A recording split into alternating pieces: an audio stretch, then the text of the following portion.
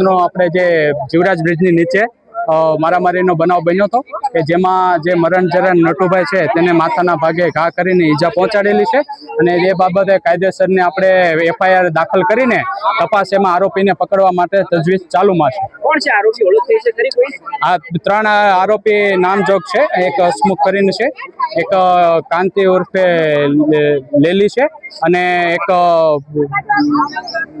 કેતન ધુલાજી કરીને છે ને એક અજાણ્યો માણસ છે.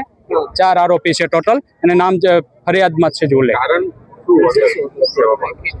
કારણ એમને એવી રીતનું છે, જેમ બેને કીધું એવી રીતનું જ હતું કે ભાઈ એમને મૂળ ટૂંકમાં જે છોકરીનો લગ્ન પ્રસંગ બાદનું જે રીસામણે કોઈ રીતની એ બાબતનું કારણ. અચ્છા, એમનો એ પણ એક આરોપ છે કે 4 દિવસ પહેલા એમના જે ભોળું આવ્યું હતું પોલીસ દ્વારા પણ